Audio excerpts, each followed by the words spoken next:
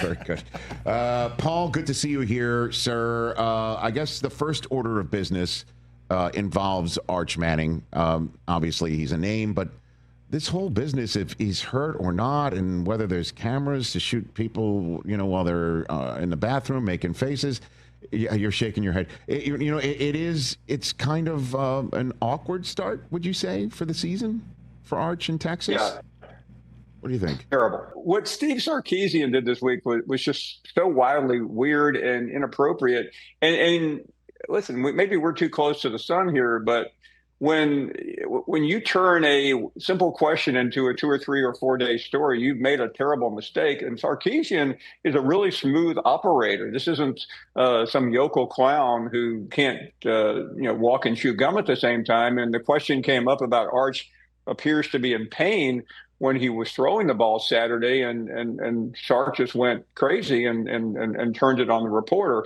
I don't know. I mean, how would anyone know what his condition is? Although one thing is for sure, he's not nearly as good as I said he was, and a few other people thought he was. Yeah, and I guess he is wincing, and he said after the game when he was asked about it, Arch, that he was just wincing because he missed the throw, and he thought it was something that he could get. And I don't know if the injury stuff is what people are looking for, to see that there's got to be something wrong with the kid because he hasn't come out of the box like Peyton times Eli. So maybe that's what it is. I don't know what is afoot here, Paul, Well, number one, he and his coach got completely outmanned in game 1 against Ohio State. We know that story by now. Yes. An elite NFL coordinator just completely shut them down. The second game, he looked better. He still didn't look great. Fortunately for Texas, there's another practice game or two before it gets real. But ultimately it will. And I mean, I still believe in him. And I was talking to Seth Wickersham the other day, and I know you know Seth, and he chronicled Arch's recruiting in his new book. And I said, is he really this good? And he said, yes. He said, everybody says that. The knock on Arch is the same as the other Mannings. They all played at a private school in New Orleans, Newman, 1A versus the big boys. But that's not it. I mean, there's too many people have said they have seen him make throws that nobody else can make. I'm waiting, though. That's right. I hear you. And then I guess, after that loss to the Ohio State, because I try to be respectful here, Paul, that the schedule, when I looked at it for Texas, as you mentioned it, the types of games that they have right here over the next couple of weeks. I looked at Florida. Now that's the one that's going to be the next big test for Arch. And then Florida goes ahead and loses to South Florida, and now we're talking about Billy Napier's gig, right? Like I'm having trouble trying to assess who's good or really good or national championship worthy outside of Ohio State right now. Paul? Yeah, that would be a good place to start. But in terms of Florida, they'll be revealed this weekend. They're at Baton Rouge. Not a good place to find yourself after losing to your not even cross-state rival. Florida this year has Florida State and Miami on the schedule. Miami is next week, and they lose to the weakest of the three. I did the calculation on Florida's 12-game schedule. USF is either the 10th or 11th best team on their schedule. So if you're doing the math on where Billy Napier will be next year, he probably won't be at Florida. You think that's the case? What about Kalen DeBoer at Alabama, Paul? He's got a little more security for this reason. Napier's buyout is only $20 million. DeBoer's is $68 million. And only one time has college football ever gone this high. They went 76 3 years ago with Jimbo Fisher, but Rich. Yeah. That was Texas A&M. That's a good day in the oil fields for the Alabama doesn't have any oil fields proper. They may have some way out in the Gulf. So they really can't afford to get rid of them. But sometimes coaches can make it easier to get rid of you if they keep losing. And DeBoer is really living week to week right now. So Landman can scratch the check, is what you're saying. And Bubba Grump Shrimp is not going to scratch that check for Kalen DeBoer. That's what you're saying right now. Shrimping is a good business. I love shrimp, but it does not add up to that hundreds of millions of dollars. I got to tell you, Paul, listening, watching your show and listening to the callers from Alabama, when the Crimson Tide lose in the manner that they lost a couple weeks ago, what goes through your head when some of these callers pour their hearts out and literally like lie on your Paul Finebaum show couch? But what I hear now after an Alabama loss is reality. I mean, these people are representative, and we have a couple who become very well known, and they think a lot about their calls, and they're epic. I try to side with them because to me they are the people that matter the most, not those who sit in ivory towers. Paul Finebaum here on the Rich Eisen Show. What was your assessment of the Michigan-Oklahoma game from a couple nights ago, Paul? Yeah, starters. It was a huge win for Brent Venables, who was living on that hot seat, and he had to have that win. And listen, I don't need to tell you, beating Michigan matters, especially in the Southeastern Conference, which where it's been now 3 years without a national title. That's forever in the world that I live in. I was pretty underwhelmed by Michigan, though. I think Sharon Moore continues to stub his toe. I couldn't quite get a handle on Bryce Underwood. I think he's going to be great. I'm not willing to go as far with him as I did with Arch Manning because I don't have any mulligans left in my bag. But I'm really interested, and I'll lean on you, sure, being a Michigan man, to tell me what you saw, because I came away underwhelmed. Well, what I saw over the first two starts for him, what I've seen is an arm that I've never seen attached to a Michigan quarterback. I've never seen anything like Bryce Underwood's cannon in my entire 30 years of rooting for Michigan football and watching it. I've never seen anything like it. But I also saw too many shades of last year's offensive struggles against Oklahoma. And I'm going back and forth between, does Michigan just not have the skilled position horses? Didn't help that they didn't have their top tight end out there. And as you know, that's the best friend of a young quarterback.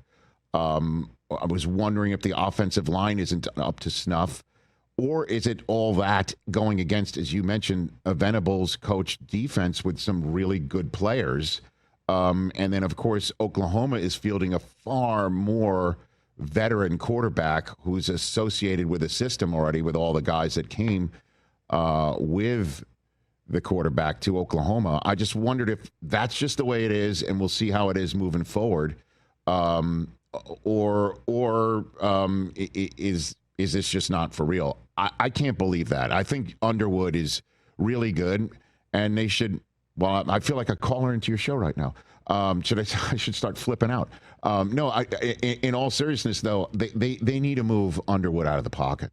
Kid throws off the run in a way that I've never seen a Michigan quarterback do it.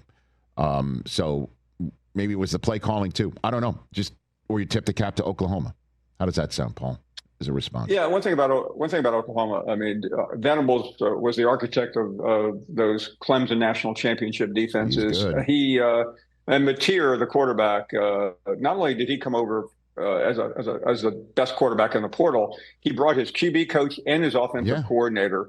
That really matters a lot. But I think Oklahoma's possibly, on the fringe of a playoff. Their schedule is probably too tough to get in, though. Well, I'm sure LSU would love to perform better against Oklahoma than Bryce Underwood did, since we know the connection between Underwood and LSU that no longer exists. And so LSU's got a big game this weekend as well. Give me the teams that you've seen so far that you can assess are national championship worthy right now, Paul. Yeah, I mean, it obviously starts with Ohio State. I think LSU is on that ledge. Now, you have to help me on Penn State, because when you play, when you beat up on the top three teams in the Catholic youth organizations, Philadelphia, I mean, how do you get away with playing a schedule like that? It's downright embarrassing, while Michigan is out there playing Texas last year, and at Oklahoma, and Ohio State's playing Texas this year, and LSU's going to Clemson, and you're playing Villanova. You're playing Nevada and Florida. Are you saying Drexel's on the schedule? Is that where you're going? You're the Big Five? You're going to go the full Big Five on me? Okay. Saturday's game's at the Palestra. Shout out to Philly. Shout out to Philly. Yeah, I guess, right? And that's rubber meets the road there, right? When Penn State plays Ohio State, that's it, because Penn State doesn't play Michigan, if you just want to talk Big Ten alone. But that's rubber meets the road there, Ohio State. And so who from the SEC do you throw in this mix? Yeah, I'd start with LSU, and I still think Texas is going to get to the playoffs, and then Georgia. Georgia's very overlooked right now. They're at Tennessee this weekend, so the winner of that game is going to emerge very, very brightly. And then you just kind of start swimming your way through. Who is it? Is it South Carolina with Lenora Sellers, who is unbelievably talented, Rich, as a quarterback? I think there's 5 or 6 in the mix. Alabama, to me, is not in that mix right now. I don't think you can lose a game like they lost and be taken overly seriously. But the people like to write the SEC off, and I get it. I'm fine with it. And I know my credibility promoting the SEC it's kind of like one of these Washington Huskers promoting their party. But that's okay. I still think the SEC is very deep. And I'll offer this as an example. Mississippi State is a school picked to finish last in the SEC, and they beat Arizona State Saturday, which was a playoff team last year. So I don't know what that really means, but it means that it's very early. Not that I'm telling the audience anything they don't know. We're in the 3rd week of the season. I know, but we still got to talk about it, right? And then there is still enough that to form an opinion on or off of. In the few minutes I have left with you, Paul Finebaum, your assessment of the first 2 games of Bill Belichick's collegiate coaching career is what? Fairly laughable. I want to be a fan of Bill Belichick, but he makes it impossible. The first game was just an absolute and total disaster on the biggest stage that he will ever have at North Carolina. The second game meant nothing. I mean, they're playing at Charlotte. I mean, not exactly the bastion of college football. I think he'll struggle. I think his comments this week make it even more difficult. I mean, why do you have to continue to be Bill Belichick? I guess maybe because you're 73 years old. But to say what he did about locking the Patriots out, it's just downright stupid. And by the way, we both saw the first game against TCU. Did you see a single prospect on his team that anybody would want to come visit? I didn't. But in deference to your players, you can't say that. You want to open the doors. But Bill Belichick's always been a petty, small-minded man. But when you win 6 Super Bowls and you're an assistant on 2 other ones, you can get away with that. Paul Finebaum here on the Rich Eisen Show. And I guess what's your opinion of the NCAA's idea of having a transfer portal window open in January? Ryan Day, I don't blame him for pushing back on this. He's just like, hey, for those who play in January, really? Is that really? Like, not everyone gets to play in January, but that is Ryan Day and Ohio State's goal. And more often than not, they're going to play in January, right? Or play for a national championship deep into January. And the NCAA is like, well, for most everyone, they'll have the time to figure this out in January for a transfer portal window. What's your opinion of it, Paul? Last year, Rich, the schedule was so screwed up. You had the backup quarterback at Penn State announce he was leaving while Penn State was getting ready for a playoff game. That's where we are.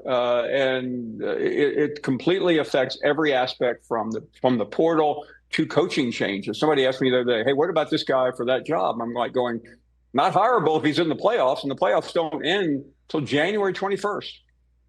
Yeah, I mean, these days, everything seems to last longer now. And I guess that's for another question down the road is when the college football world turns into a super league or not, and figure out who's in that boat and who isn't. But that's obviously for down the road. Paul, I appreciate you taking the time here and a maiden voyage here on our first couple weeks here on Disney Plus and ESPN and ESPN Radio. I appreciate it, sir.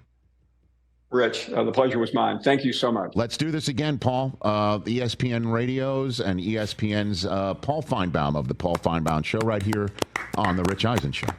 You want this? You got this.